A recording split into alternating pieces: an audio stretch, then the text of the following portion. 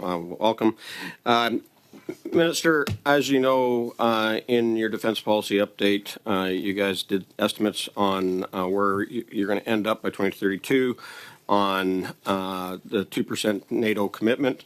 Then that changed when you and the Prime Minister were down in Washington at the NATO summit. And now the PBO said that the numbers that were in the DPU were in error and that it's going to take an extra $41 billion to get to the 2% commitment by 2032. Why were the numbers fudged in the DPU and didn't even line up with GDP projections that's used by the Department of Finance? Yeah, unfortunately, Mr. Bazan, your question indicates that you're somewhat confused by the sequence of events, and if I may clarify that for you. On April the 8th, we released the Defense Policy Update. The Defense Policy Update articulated a plan to bring Canada's defense spending to 1.76% by 2030. It was followed up by the spring budget that also took place in the spring, obviously, of 2024, which had added significant new additional spending, which was approximately $1.81 million over the next 5 years, and $73 billion, those were billions, by the way, $73 billion over the next 20. That did not articulate a plan to bring us to 2%, but only to 1.76 in the next 5 years. We then sharpened our pencils, and we also explained in the ONSAF that we were going to do additional work because there was much more that needed to be done. Not explaining how your number and projections are different than what the PBO said and GDP projections by the Department of Finance by your colleague, Minister Freeland. And just to clarify, first of all, I always value the work of the Parliamentary Budget Officer. Provides very valuable advice and assistance to Parliament, and we take his reports very seriously. But I would just, as a point of clarification, Canada has made a commitment to reach 2% of spending for our GDP, and it's a NATO commitment. It's a NATO standard.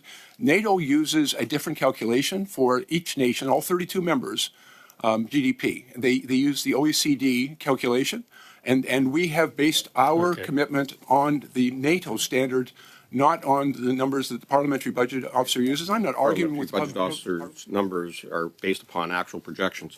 So let's drill down on this budget, because this budget and these estimates actually show defense spending getting cut.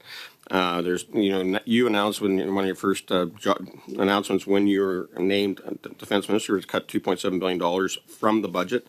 Now, we know that that's impacted training and readiness of our forces. We had your former colleague, General Leslie, here, and he was talking about how our NATO brigade is no longer training as a unit, getting certified in combined arms training at Wainwright. And he says they're going to have to learn on the job using other people's equipment and expertise in the country. And he says that is not safe. So, Minister, why are we making our troops less safe and less capable and less ready by not fully making use of our facilities here in Canada, like CFB Wainwright? Yeah, thank you very much for the question. General Leslie is a former colleague and a good friend of mine. I've been to his home a number of times for dinner, but I respectfully disagree. And I would just point out to General Leslie, who served exceptionally well and admirably in the Canadian Armed Forces for many years, but he's been out for a while. I think that might be a question.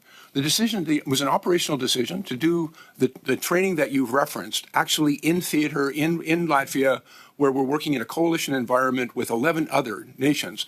And the decision was made that in order to really maximize the benefit of that training, we should do it in that environment. And that's where it's taking place. It was an operational decision, and I might suggest that in the second hour you could reference that. Okay, I will. So let's move on then. To the Vice Chief. One of the aspirations of Canada, of course, is to join AUKUS. We're receiving also the F-35s and the P-8s. That requires that we have a top secret cloud to be able to be interoperable with our allies. Where are we at on getting a contract to ensure that we have a top secret cloud that's interoperable with Canada, the U.S., UK, and other allies? Yeah, I don't want to get too far ahead of our discussions with AUKUS, but Canada is making some exceptional progress, and we are at the table discussing Canada's robust participation in the second pillar of AUKUS. There's ongoing work, and again, I would turn that question and perhaps suggest. Back in the second hour. If you don't know, we'll just keep on moving on. It's not that I don't know. It's just that there are elements of those contractual discussions that I don't think it would be appropriate for me to discuss, and perhaps the chief would have a much better understanding. We'll deal that in the second hour.